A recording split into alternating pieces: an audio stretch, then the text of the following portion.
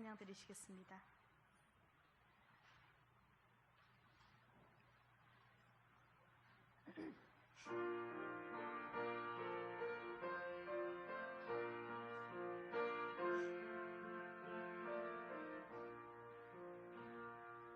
주님의 마음이 본받는 자, 그 마음의 평강이 찾아오는 험악한 세상을 이기리니 하늘로부터 임함이로다. 주님의 마음 본받아 살면서 그거를 가심 나도 이르리. 주 모습 내 눈이 안 보이며 그 음성 내 귀에 안 들려도 내 영혼 날마다 주를 만나 신령한 말씀 늘 배우도다. 주님의 마음 본받아 살면서 그거를 가심 나도 이르리. 가는 길 거치고 험하여도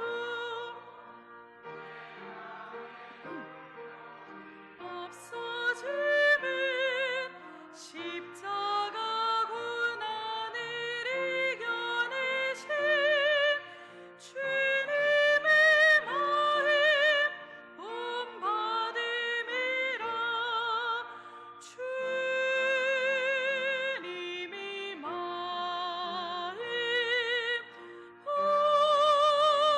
본받아 살면서 그거를 가심 나도 이르리. 주 예수 세상에 다시 오실 그날엔 무성도 변하여 주님의 빛나는 그 영상을 다 함께 보며 주 찬양하리. 주님의 마음 본받아 살면서 그거를 가심 나도 이르리. 1절입니다. 주님의 마음을 본받는 자, 그 마음의 평강이 찾아오는 험악한 세상을 이기리니 하늘로부터 임함이로다. 주님의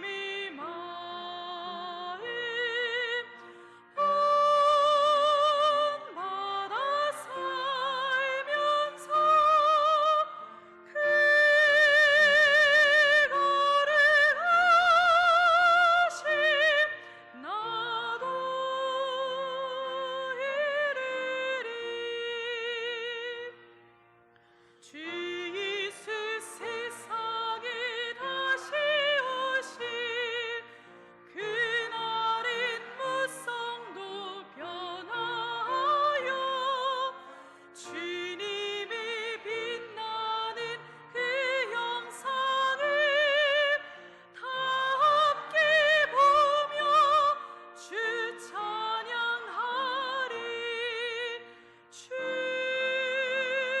주님이 마음 온 바다 살면서 그거를 가심 나도 이르리. 아멘. 다음은 430장입니다. 430장 주와 같이 길 가는 것 함께 찬양하시겠습니다.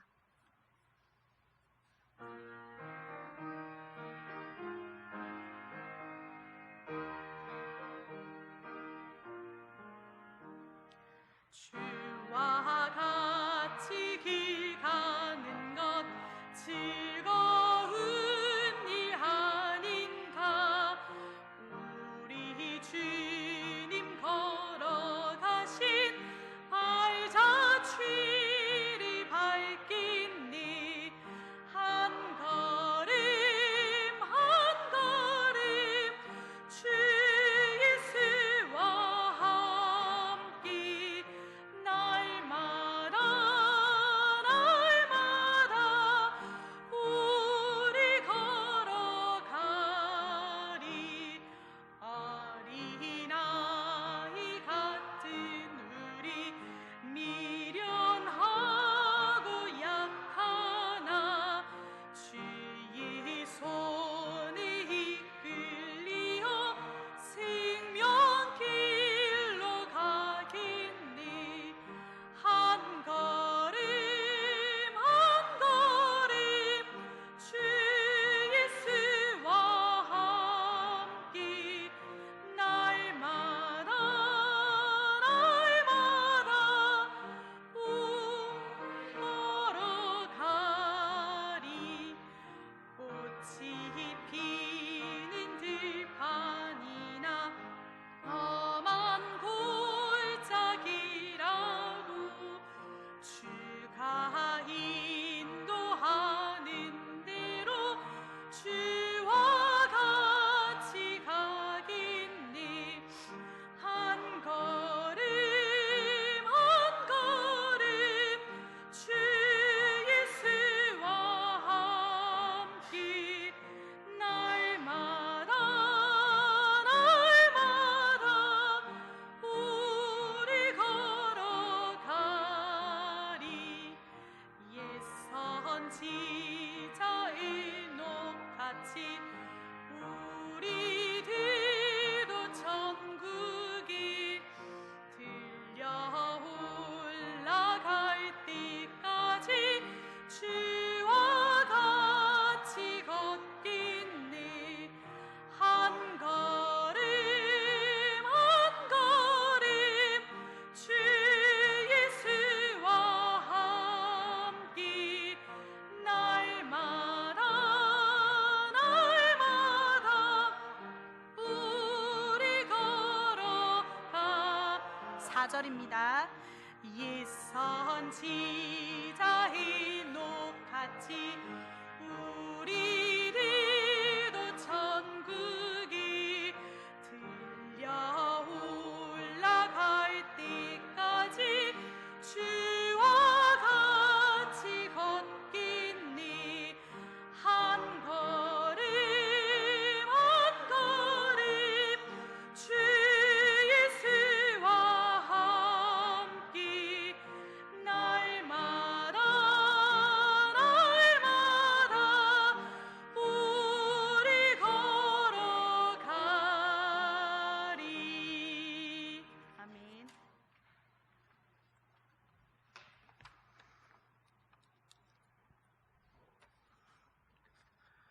언제나 저의 능력이 되시는 하나님, 우리를 도우시사 우리로 더욱 하나님을 사랑하게 하시니 감사합니다.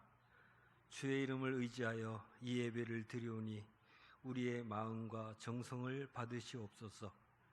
지난 한 주간도 세상에 대하여 무기력했던 순간들을 회개하오니 용서하여 주옵소서. 한 주간을 말씀을 의지하여 믿음으로 살겠노라고 결단하오니 능력을 주옵소서. 우리를 지도하시고 감동케 하시는 성령님께서 이 시간 오셔서 우리가 신령한 예배를 드리게 하옵소서. 우리의 예배가 하나님께 영광이 되고 우리에게 은혜와 축복이 되게 하옵소서. 우리의 찬송으로 영광을 받으시고 우리의 감사로 축복을 약속하여 주옵소서. 우리의 마음을 순결하게 하시며 하나님을 만나게 하시고 하늘나라의 신령한 비밀을 알게 하여 주옵소서. 이 시간 하나님의 뜻이 이 땅에 이루어지기를 사모하는 저희들이 모였습니다. 우리의 헌신과 신앙 고백을 통하여 하나님의 구속의 뜻을 이루어드리기에 부족함 없도록 축복하여 주옵소서. 이 시간 사랑하는 목사님, 저에게 주님의 말씀을 전하실 때에 주님께서 저에게 향하신 뜻이 무엇인지 알게 하시고 저의 약하고 상한 심령을 강하게 하시고 치유하시는 은혜가 있게 하옵소서. 우리를 죄와 사망에서 구원하신 예수 그리스도의 이름으로 기도드립니다. 아멘.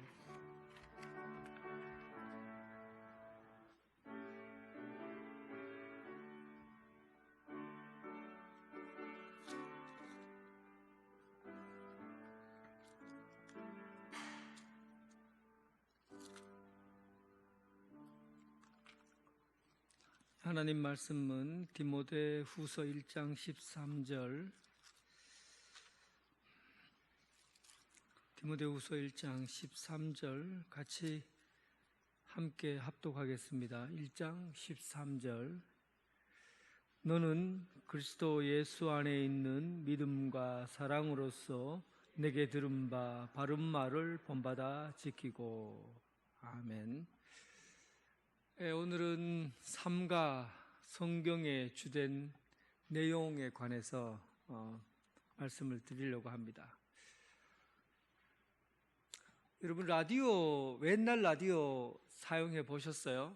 예, 주파수를 이렇게 찌익 하고 딱 맞으면은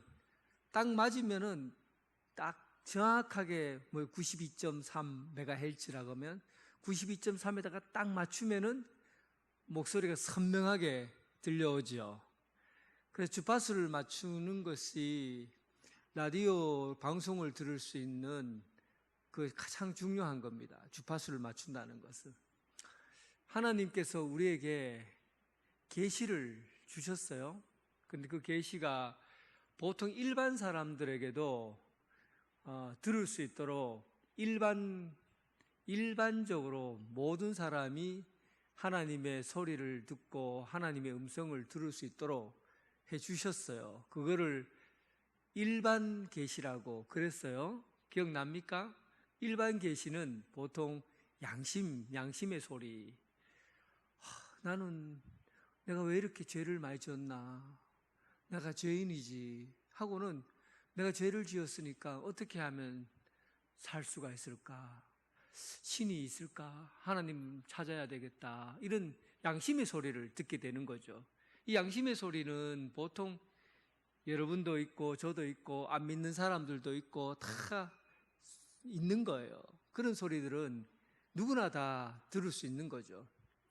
그리고 아름다운 꽃 하나 딱 보면서 세상에 어떻게 이렇게 아름답게 꽃을 만들었을까? 누가 만들었을까?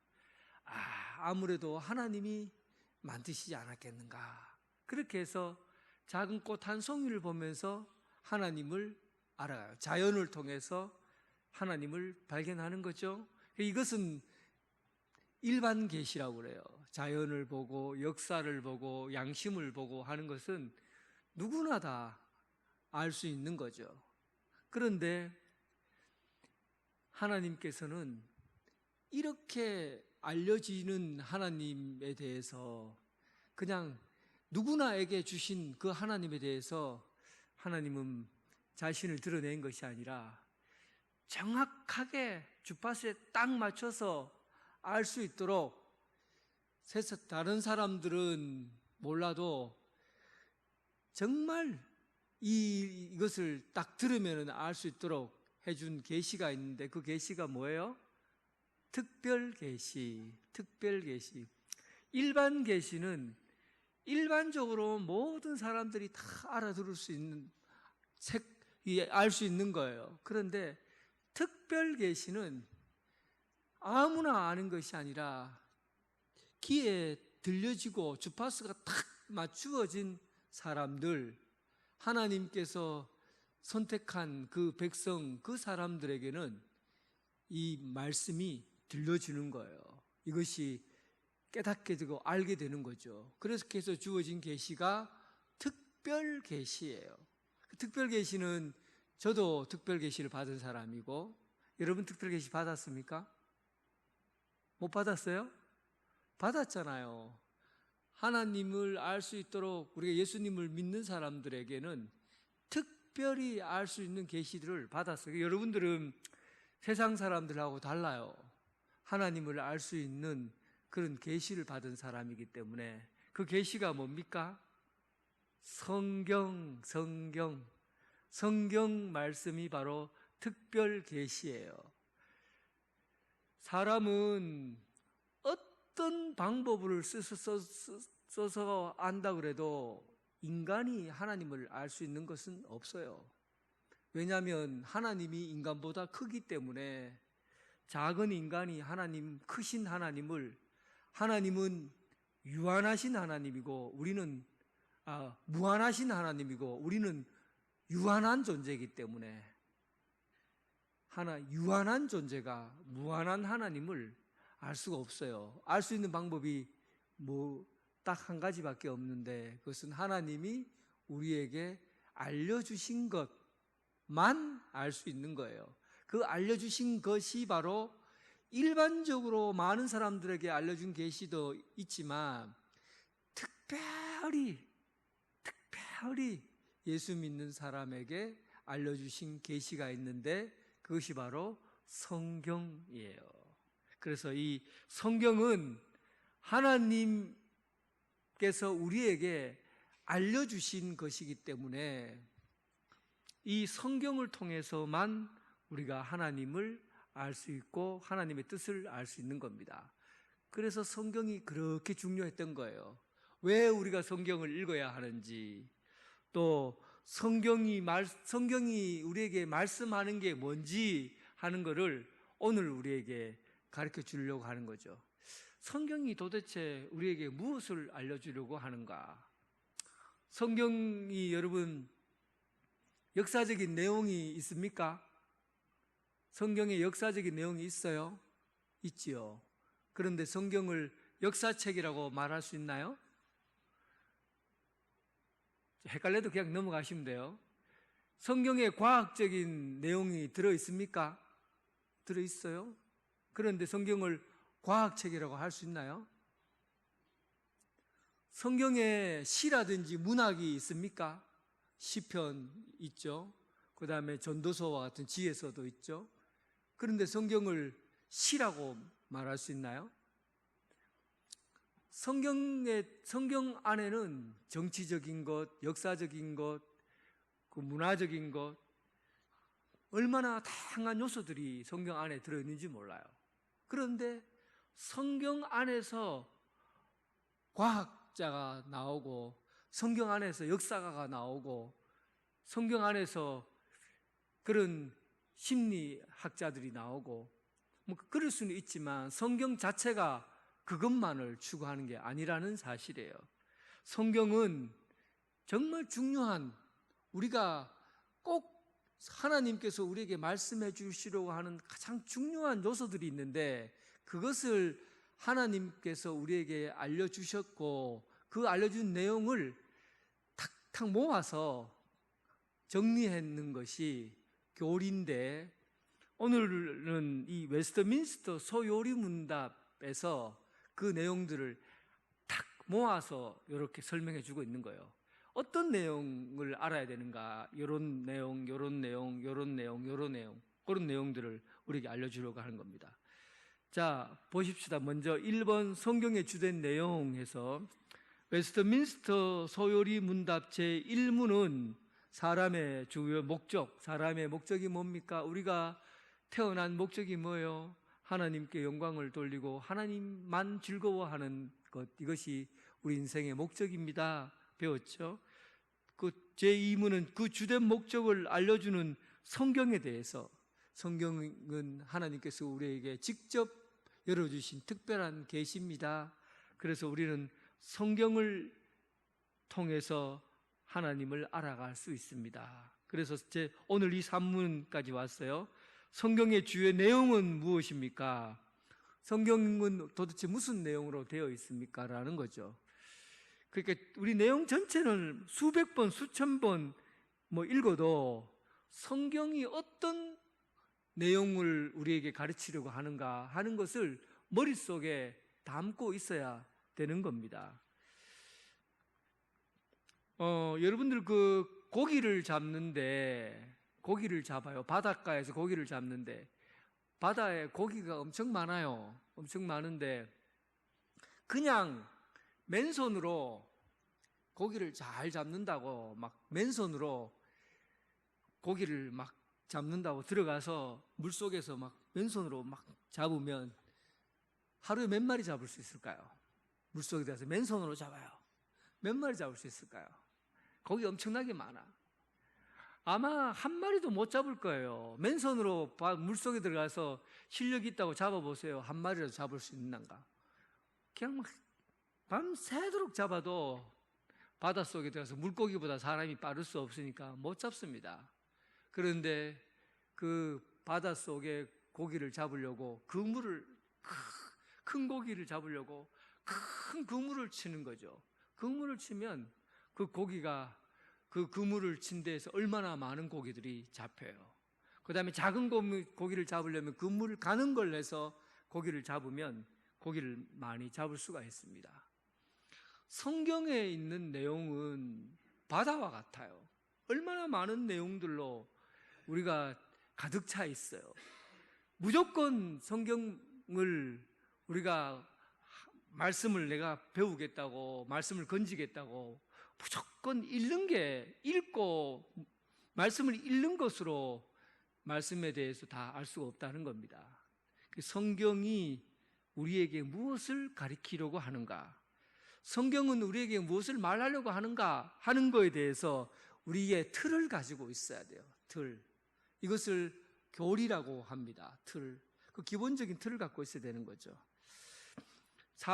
하나님께서 우리에게 말하려고 하는 것을 하나님이 알려주지 않으면 우리는 하나님께서 알려주시려고 하는 그 목적을 전혀 알 수가 없어요. 제가 짐승의 예를 드는데, 사람과 짐승은 차원이 다릅니다. 예를 들면 여러분 집에서 혹시 개를 키우시는 분이 있나요? 개를 키우는데 이제 개 훈련 시키는 사람인데 물어보니까 개를 진짜 훈련을 잘 시키면요, 개가 어느 정도까지 하냐면 사람들이 누는 변기에 가서 똥을 눈답니다.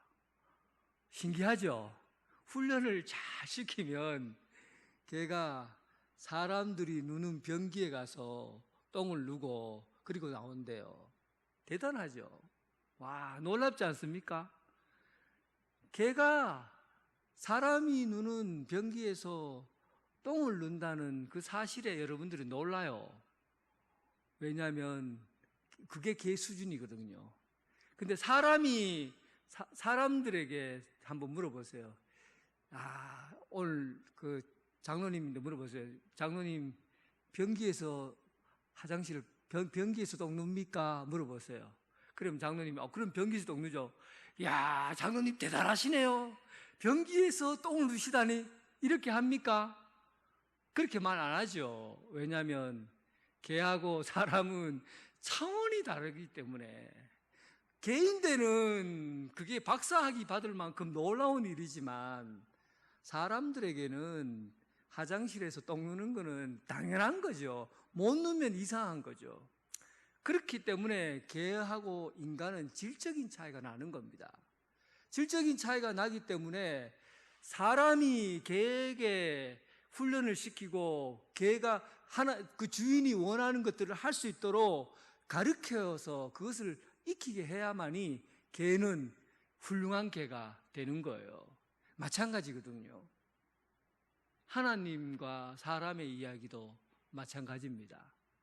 사람이 뭐 대단한 비행기도 만들고 배도 만들고 뭐 속도 빠른 기차도 만들고 뭐 로봇도 만들고 막 이렇게 하니까 지가 대단해진 줄 알고는 하나님보다가 더 위에 있으라고 하는 거죠. 하나님보다 더 많이 안다고 생각하는 거예요. 인간과 하나님은 질적 차이가 무한하게 나는 겁니다. 아무리 인간이 능력이 있고 대단하다고 해도 하나님의 세계에 대해서 인간은 알 수가 없는 거예요. 결국은 우리가 진짜 괜찮은 인간이 되려면 어떻게 살아야 됩니까? 하나님이 이것만은 꼭 알아야 된다.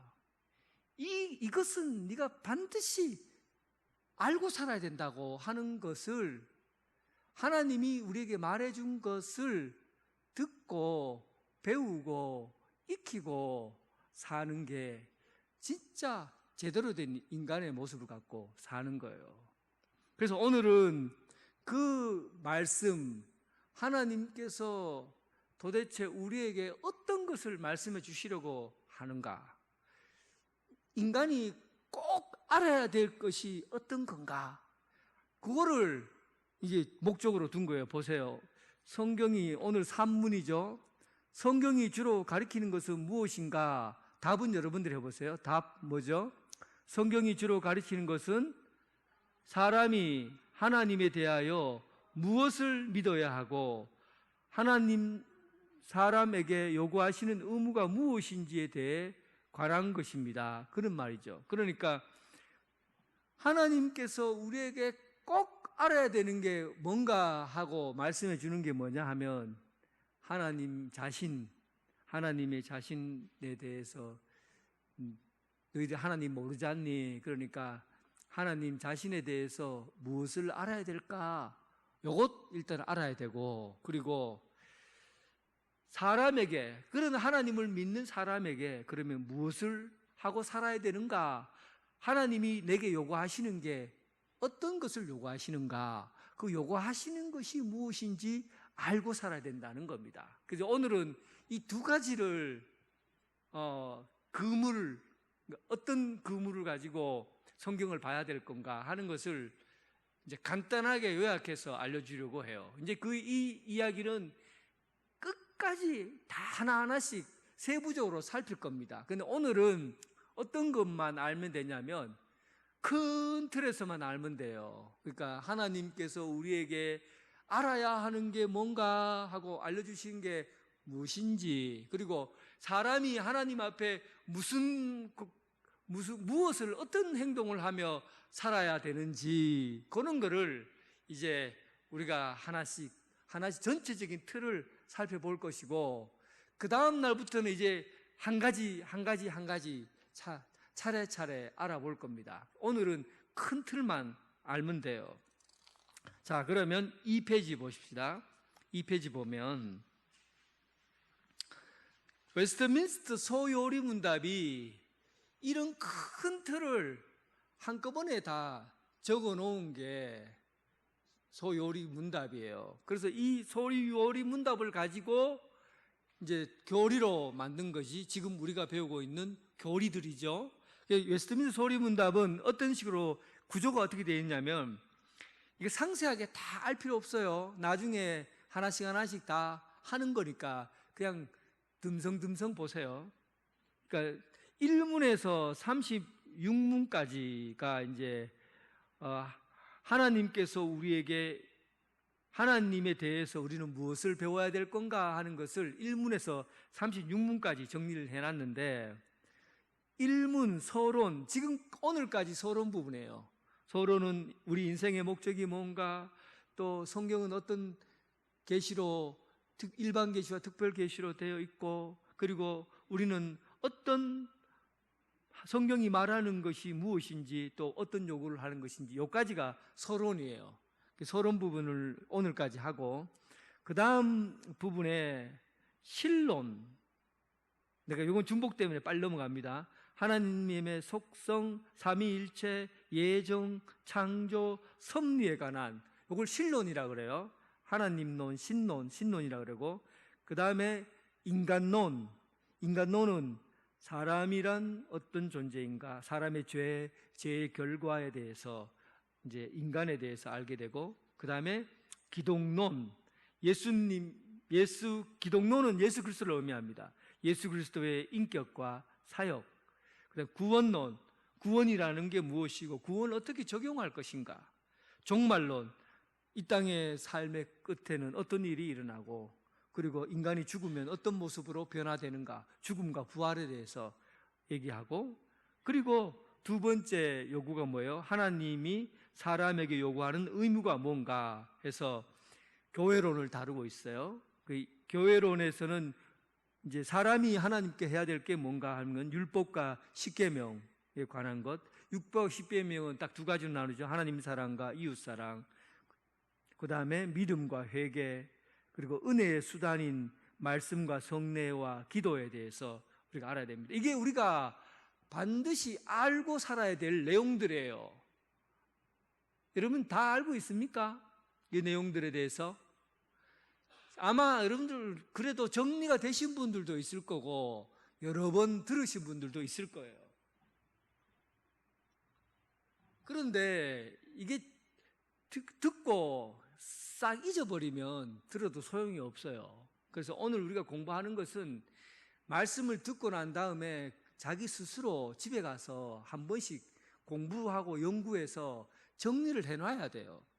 최소한 이 정도 분량은 알고 있어야 여러분들이 믿음 생활에 기초를 다지고 사는 겁니다. 이게 여러분 뭐라고요? 기초예요. 근데 여러분 기초가 얼마나 여러분 대단합니까? 신론, 인간론, 구원론, 종말론, 그리고 교회론, 이 분야에 대해서 여러분들이 배우고 익혀야 된다는 거예요. 소요리 문답에 나온 내용들이 신앙의 기초이고, 그리고 중고등학교 학생들을 교육시키기 위해서 만든 거니까 아주 기본적인 거예요. 그런데 우리는 이 기본적인 틀에 대해서 사실은 그냥 말씀만 듣고 사는 것에 만족하고 기본적인 틀을 익히는데 열심을 내지 않아요. 근데 이제부터 여러분 죽을 각오하고 배워야 됩니다. 지루하고 재미없을 수도 있어요. 막 눈을 부릅뜨고 이 말씀에 대해서 익혀놔야 돼요. 사실은 캐톨릭가 같은 경우에는 천주교는 제일 먼저 세가적으로 들어오면 교리 과정을 반드시 하게 되어 있어요. 교리 과정을 안 하면 본 신도로 못 넘어가요. 교리 과정을 공부를 안 하면. 우리 개신교는 너무 가벼워. 그러니까 하나님의 말씀을 배우고 익히고 그 과정을 이수하는 그런 내용들을 여러분 너무 쉽게 생각하는 거예요. 그러니까 여러분 정말 좋은 기회예요. 이번 기회에 여러분 완벽하게 해낼 수는 없지만 그래도 사람들이 하나님이란 누구예요? 물으면 대답할 수 있고, 기독론에서 예수님께서 누구십니까? 물으면 대답할 수 있고, 성령님에 관하여, 구원론에 관하여, 종말론에 관하여 물으면 툭 하고 말할 수 있어야 됩니다. 그래서 이거를 이제 사실은 소요리 문답에 관한 이 내용들을 전부 교육하기 위해서 만들어 놓은 게 바로 교리라고 하는 거예요. 교리. 하나님, 지금 이 웨스트민스터 소요리 문답에 대한 내용들을 이제 신론, 인간론, 기독론, 구원론, 종말론, 교회론으로 만들어 놓은 그 내용들을, 그 큰 그물들 있잖아요. 이것을 교리라고 합니다. 그래서 오늘 우리가 밝혀내야 될 것은 바로 이런 교리적인 부분들을 접하게 될 거예요. 여러분 아마 이런 생각도 할 수 있어요. 목사님, 뭐 우리가 신학갑니까? 뭔 교리까지도 우리가 공부해야 됩니까? 신학 공부하는 사람인데나 교리를 배우고 우리는 그냥 말씀만 던져주면 입에 쫙 벌리고 받아 먹기만 하면 되지. 뭐 교리 이렇게 어려운 것까지 공부해야 됩니까? 이렇게 말할 수 있어요. 자, 신명기 29장 29절 한번 보겠습니다. 신명기 29장 29절. 여기 나와 있지만 여러분도 한번 찾아보세요.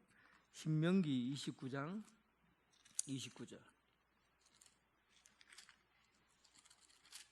신명기 29장 29절 같이 읽어보겠습니다.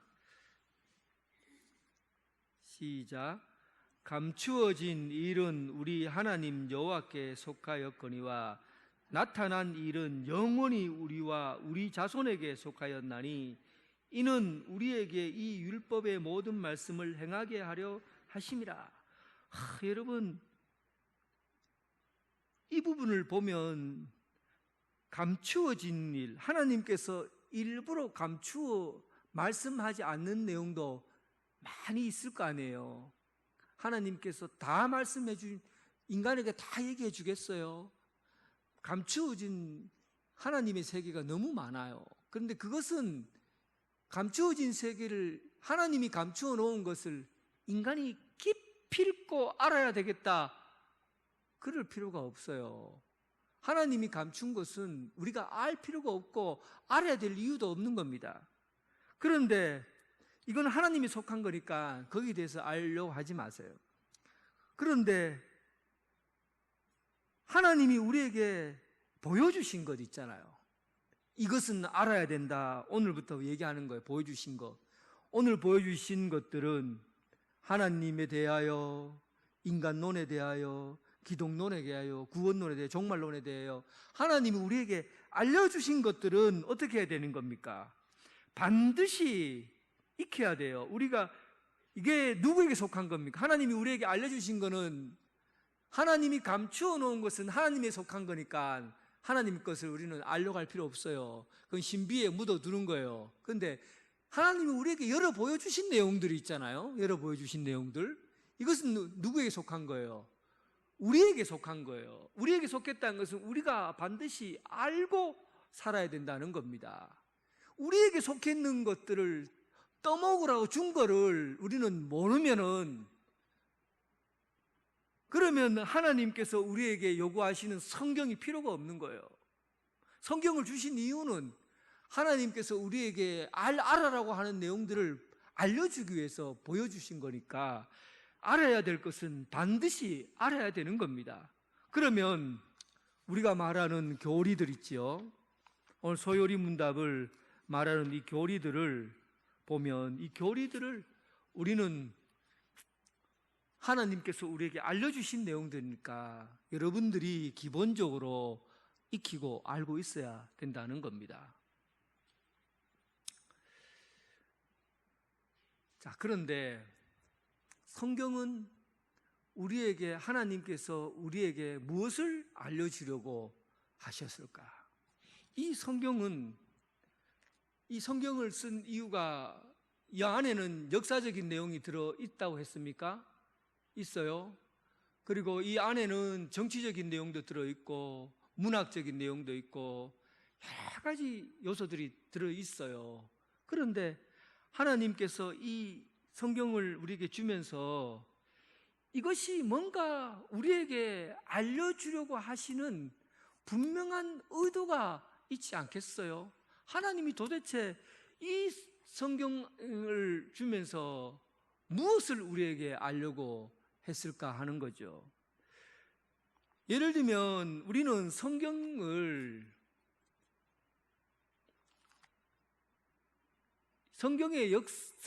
역사책으로 오해하는 사람이 있어요. 성경 안에서 역사적인 사실을 찾으려고 노력을 하는 거예요. 성경 안에서. 예를 들면 창세기 1장부터 창세기 11장의 내용을 원역사라고 하거든요. 그 원역사라는 것은 오리지널 히스토리, 오리지널 역사라고 그러는 거예요. 원래 그 원조 역사라는 얘기예요. 원조 역사.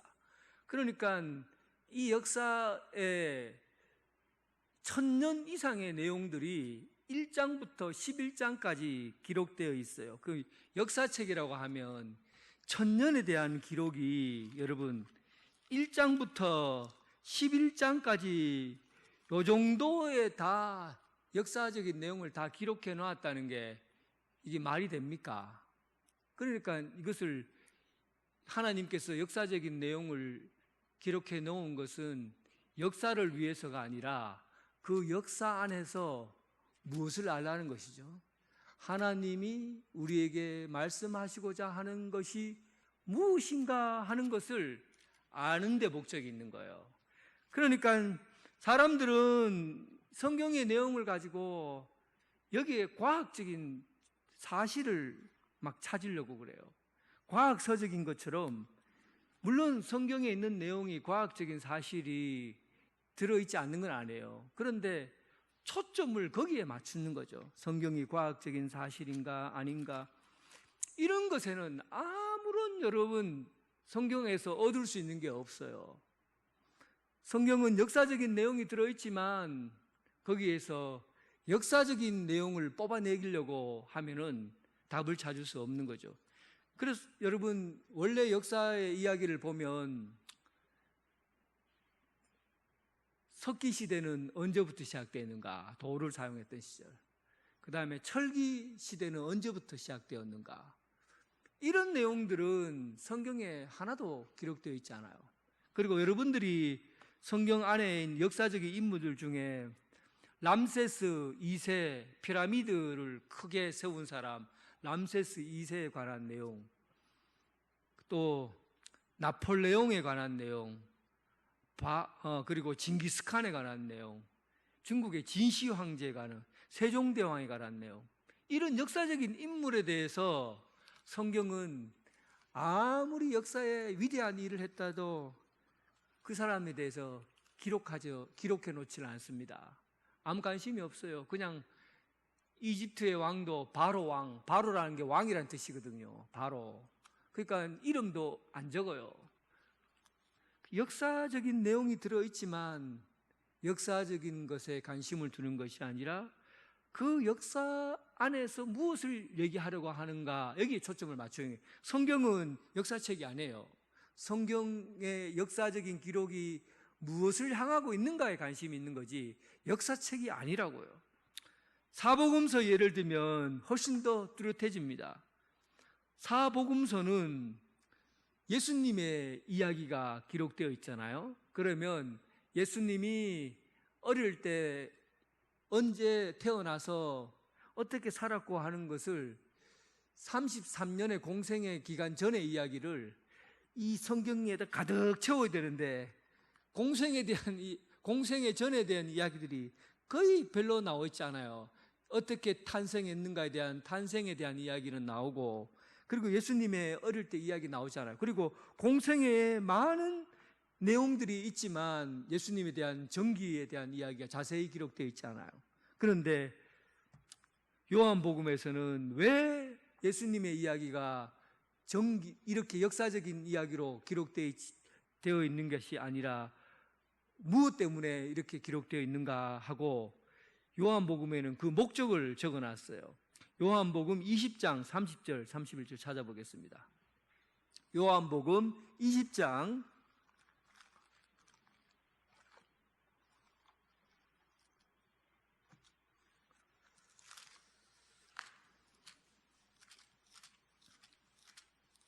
성경은 왜 역사적인 내용이 들어있어도 역사에 관심이 없고, 과학적인 얘기가 들어있어도 과학에 관심이 없고, 문학적인 이야기가 들어있어도 문학에 관심이 없고,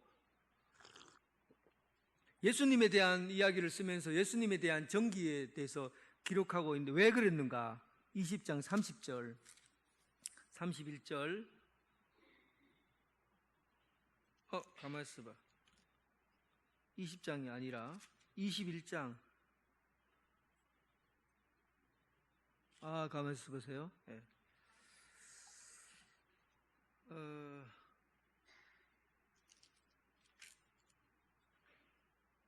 요한복음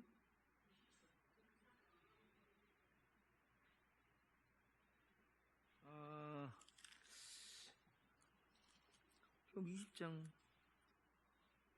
맞네. 20장 31절 맞아요. 예. 20장 30절 31절 한번 같이 읽겠습니다. 30절 31절 같이 읽겠습니다. 시작. 예수께서 제자들 앞에서 이 책에 기록되지 아니한 다른 표적들도 많이 행하였으나 오직 이것을 기록함은 너희로 예수께서 하나님의 아들이심을 믿게 하려 함이요 또 너희로 믿고 그 이름을 힘입어 생명을 얻게 하려 함이니라. 여러분, 성경을 기록한 목적이 뭡니까? 이게 지금 여기 한마디로 요약이 되어 있어요. 성경에서 역사적인 이야기를 끄집어내서 성경이 진짜인지 아닌지, 역사적 사실인지 이런 데 성경은 관심이 없어요. 성경은 과학적인 이야기를 끄집어내서 사람이 언제 나이가 수명이 어떻고 저떻고 하는 이야기를 가지고 밝혀내고 이런 것에 대해서 성경은 아무 관심이 없습니다. 하나님께서 우리에게 그런 걸 가르쳐줘서 못하게요. 성경을 기록한 목적이 뭐냐? 예수님이 하나님의 아들이심을 믿게 하고 또 너희로 영생을 얻게 하기 위해서 이 성경을 기록했다는 겁니다. 그러니까 우리가 영생을 얻는 방법을 알려면 무엇을 봐야 됩니까? 성경을 봐야 되는 거예요. 그러니까 유명한 수학 공식을 보려면은 성경을 봐야 됩니까?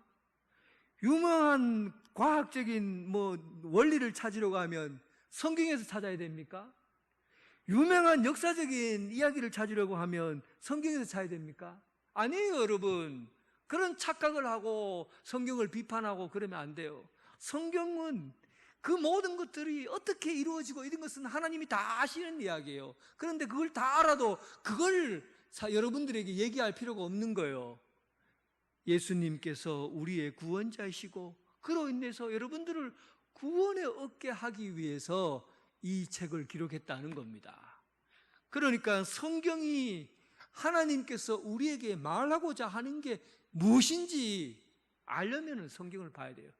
여러분 구원받았습니까? 구원받았습니까?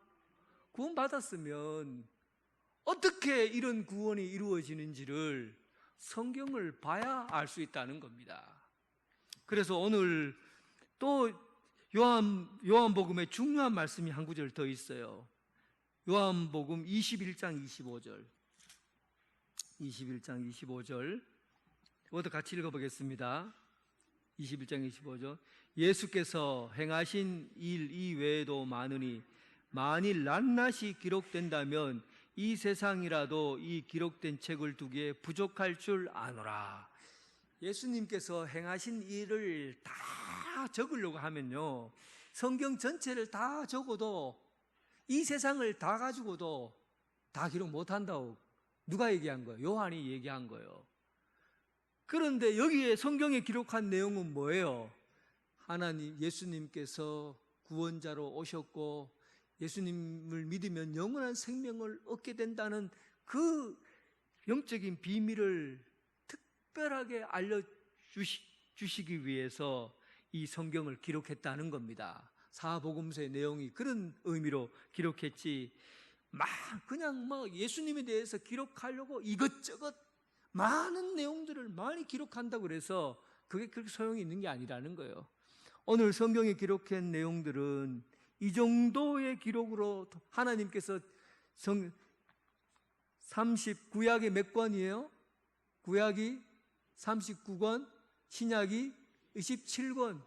이 딱 이 정해놓은 성경만으로도 완벽하고 완전하게 1.1획도 틀린 게 없는 성경으로 하나님의 감동으로 지어진 이 성경책은 하나님께서 이 목적을 이루기 위해는 충분하다, 충분하지 않다?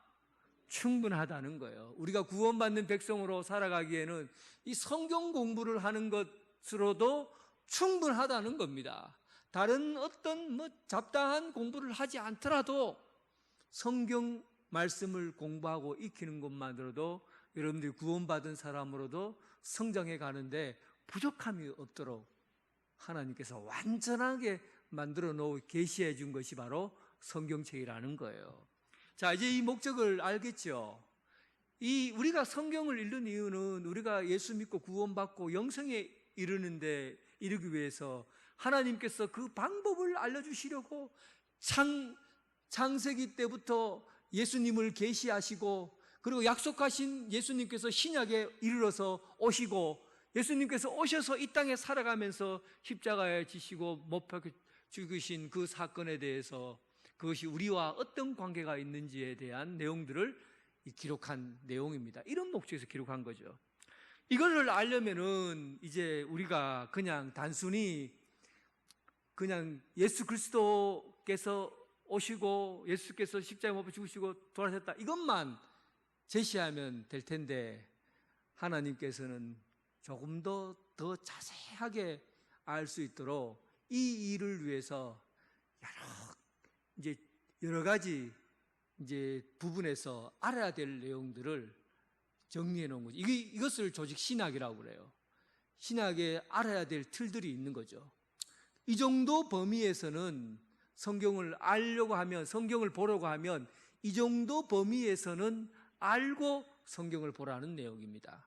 그 첫 번째가 뭐냐 하면 이제 조직 신학의 중요한 내용들을 다루게 될 겁니다. 오늘은 큰 틀에서만 훑어 내려가고 다음 주부터는 하나님에 대해, 신론에 대해서 하게 되겠죠. 자, 그런 측면에서 필요한 게 신론이 되겠죠. 신론. 이제 조직 신학에 대한 내용들로 들어가는 겁니다. 그리고 우리가 꼭 성경에서 봐야 될 것이 바로 신론이에요. 왜냐하면 신론은 하나님에 관한 겁니다. 하나님, 성부 하나님에 관한 내용이 신론이에요. 성부 하나님에 관한 내용이 제일 처음에 나오는 게 태초에 하나님이 천지를 창조하시니라. 창조주 하나님에 대해서 우리는 배워갈 것이고, 그리고 하나님께서 이 세상을 어떻게 구원해 가시고 섭리해 가시는지 하나님의 작정과 예정에 대해서 알게 되어 갈 것이고, 그리고 하나님은 어떻게 성부, 성자, 성령 하나님으로 되어 있는지 이것을 배우게 될 것이고, 그리고 하나님의 성품은 어떤 성품을 갖고 계신지에 대해서 무엇을 통해서 알 수가 있습니까? 성경을 통해서 하나님이 본인 스스로 계신 하나님이 자신을 드러내 놓은 부분들을, 나는 어떤 하나님이다라고 드러내온 부분들을 찾아서 연구하는 것을 바로 신론이라고 그래요. 신론 공부해야 되겠죠. 신론 공부해야 돼요. 그 다음에 공부해야 될 게 바로 인간론이에요. 인간을 보는 관점은, 세상 사람들은 인간은 생각하는 존재다. 내가 지금 생각하고 있으니까 생각하는 존재이어만이 나는 존재한다. 이렇게 얘기하는 사람도 있고, 인간은 도구를 사용하는 존재다. 동물들은 도구를 사용하지 못하지만 인간은 도구를 사용한다. 인간은 이성을 가지고 있는 인간이다. 인간에 대한 내용들에 대한 평가가 굉장히 다양합니다. 그런데 성경은 인간을 어떻게 보고 있는가? 이걸 찾는 거죠. 성경이 말하는 인간론은 도대체 뭔가? 우리는 다른 사회과학적인 입장에서 인간을 보는 게 아니고 어떤 관점에서 인간을 봐야 됩니까? 성경이 말하는 인간은 도대체 어떤 인간인가? 인간은 죄인이고, 또 죄인으로서 죽음과 사망의 권세 아래에 놓여 있는 것이고, 인간은 죽을 수밖에 없는 그런 존재다. 이런 인간에 대한 이해를 찾는 거, 이것을 인간론이라고 그래요. 그 다음에 우리가 공부해야 될 게 뭐예요? 기독론이에요. 기독론은 예수 그리스도께서 어떻게 우리를 구원하시고 계시고 구원하셨고 또 구속의 사건이 예수님이 오시고 어떻게 이루어져 가는가 하는 것을 또 예수님의 성품과 또 예수님의 그 사역에 관해서 우리가 배우게 될 텐데, 이것을 기독론이라고 그래요. 그리고 구원론은 구원을 우리가 받았다고 하는데 받으면 우리가 어떤 모습으로 되어져 가고 또 하나님께서 우리를 믿음으로 말미암아 의롭다고 인정한다고 하셨는데, 우리가 어렵다고 인정한 그 관계가 어떻게 이루어져 가는가, 하나님과 화목하고 또 사람과의 관계에서 어떻게 이루어져 가는가, 이런 것들을 보는 게 바로 구원론이죠. 그 다음에 우리가 구원받았다고 했을 때 구원받는 사람들이 함께 모이는 신비로운 공동체가 생겨나요. 구원받는 사람들이 모이는 신비로운 공동체, 하나님께서 우리를 불러주신 그 공동체가 뭘까요? 교회죠, 교회. 그러니까 교회라는 게 굉장히 귀중한 형태를 가지고 있어요. 하나님을 믿는 사람들의 모임인 이 교회는 참으로 신비적인 공동체예요. 예수 그리스도를 머리로 하고 모든 지체가 다양하게 자기 은사를 발휘하는 그 교회 안에서 이루어지는 이런 성례전이라든지 말씀 선포라든지 친교라든지 이런 것들이 어떻게 이루어져 가는가 하는 것을 교회론에 관해서 배우게 될 거예요. 그리고 우리는 이 땅에 사는 삶이 결코 여기에서 영원토록, 우리 이 땅이 영원토록 있는 게 아니라 언젠가는 끝이 날 것이고, 이 세상이 이제는 주님께서 이 땅에 오셔서 이 세상이 완전히 바뀌어져 가는 새로운 세계로 바뀌어져 가는 날이 올 테게 될 텐데, 우리가 죽으면은 우리의 몸이 어떻게 변화가 되고 부활했을 때 어떤 몸으로 되고 하는 것들을 다루는 것이 바로 종말론에 관한 내용입니다. 그래서 마지막에 있어야 될 내용들에 대한 내용들이, 마지막에 드러나는 내용들이 이 성경에 기록되어 있는 것을 찾아서 우리는 종말론에 대한 이야기를 찾게 될 겁니다. 그래서 이런 내용들을 이제 우리가 성경을 배우면서 익히고, 그리고 이제 성경을 보면 여러분 눈에 들어오는 것들이 더 진짜 하나님께서 우리에게 말씀하시려는 것들, 고기를 잡으려고 맨손으로 막 잡는 게 아니라 신론을 배우고 나서 하나님에 대한 말씀이 오면은 하나님은 이런 분이구나. 기독론을 배우고 나서 예수님을 보게 되면 예수님이 이런 분이셨구나 하는 것을 알게 되는 거죠. 그래서 정리가 되는 거예요. 정리가. 이런 것들을 다 정리해 놓고 신앙생활을 해야 신앙의 기초가 단단히 이렇게 만들어지게 되는 겁니다. 그런데 여기서 한 가지 주의할 점이 있어요. 교리로서만 끝나게 되면 그 신앙은 죽은 신앙이 될 가능성이 있습니다. 그러니까 교리를 익혀서 머리에다만 담아두면 그 교리가 여러분들이 신앙을 오히려 게으르게 하고, 또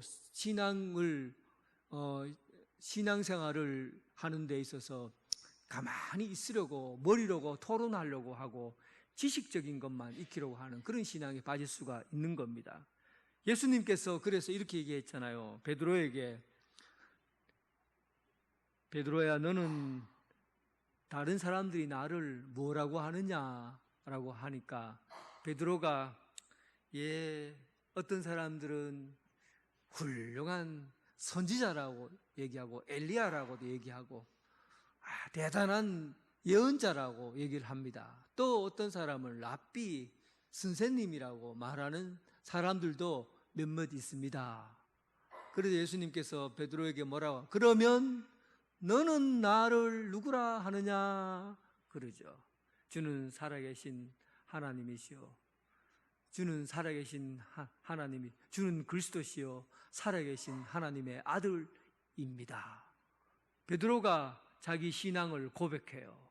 바요나 시모나, 네가 이것을 알게 한 것은 하나님이시다, 이렇게 얘기하잖아요. 그러니까 여러분, 교리라는 것은 내가 알고 남의 이야기로 듣는 것으로 그치는 것이 아니라 내가 그것을 고백하고 삶 가운데 그 삶을 살아내야 되는 겁니다.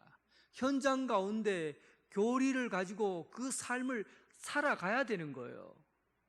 나의 하나님으로 고백하고 나의 입으로 고백을 하고 나의 입으로 결단을 하고 나의 손과 발로 행동하며 살아야지 교리가 살아있는 신앙으로 움직여가는 겁니다. 그래서 신앙생활을 익히고 알되 머릿속에만 남아두고 외우는데 급급한 신앙이 아니라 말씀을 듣고 실천하고 움직이고 그리고 말씀 현장 가운데서 이 교리가 가지고 있는 그 신앙의 힘을 발휘하는 그런 삶을 살아야 합니다. 오늘 여러분들에게도 예수님께서 묻습니다. 너는 나를 누구라 하느냐? 여러분들 입에서 주님이 고백되어지고 또 예수님과 더불어 함께 살아가는 여러분 되시기를 주님의 이름으로 축원합니다. 오늘 이렇게 크게 훑어봤어요. 훑어봤기 때문에 다음 주부터는 신앙 내용 하나씩 좀 찾아가면서 여러분들에게 말씀을 나누도록 하겠습니다. 기도드리겠습니다.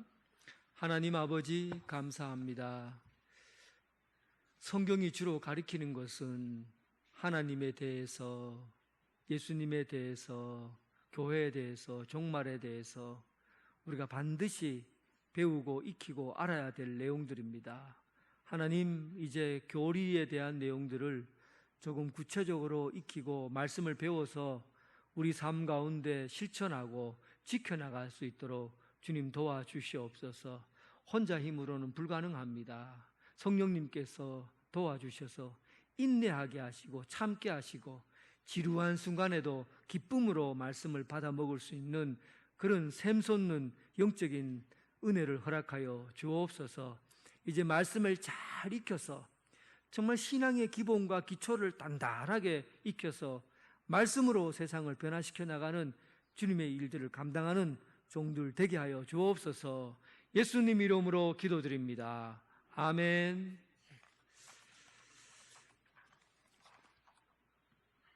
예.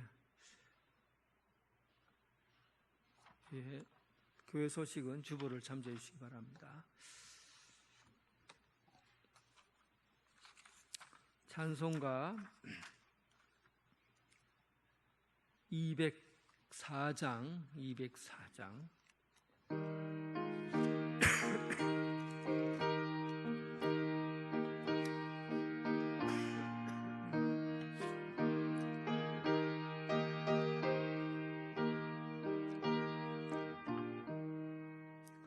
주의 말씀 듣고서 준행하는 자는 반석 위에 터 닦고 집을 지음 같아. 비가 오고 물 나며 바람 부딪혀도 반석 위에 세운 집 무너지지 않네. 잘 짓고 잘 짓세 우리 집 잘 짓세. 만세 반석 위에다 우리 집 잘 짓세. 주의 말씀 듣고도 행치 않는 자는 모래 위에 더 닦고 집을 지음 같아. 비가 오고 물 나며 바람 부딪힐 때 모래 위에 세운 집 크게 무너지네. 잘 짓고 잘 짓세 우리 집 잘 짓세. 만세 반석 위에다 우리 집 잘 지세. 세상 모든 사람들 집을 짓는 자니 반석 위가 아니면 모래 위에 짓네. 우리 구주 오셔서 지은 상을 줄 때 세운 공로 따라서 영영 상벌 주리. 잘 짓고 잘 짓세. 우리 집 잘 짓세. 만세 반석 위에다 우리 집 잘 짓세. 이제는 예수 그리스도의 은혜와 극진하신 하나님의 사랑과 성령님의 교통 감화 역사하심이 하나님께서 우리에게 가르쳐 주신 말씀, 하나님께서 이 세상을 구원하시고자 하시는 그 목적, 그 말씀을 바로 익혀서 하나님 말씀으로 기초를 쌓고 반석이 되게 하고 세상 가운데 예수 그리스도의 이름을 널리 전하며 살아가길 원하는 오늘 이 자리에 함께한 사랑하는 성도들과 각 가정에서 예배드리는 성도들 위해 지금부터 영원토록 함께 하시기를 간절히 축원하옵나이다. 아멘.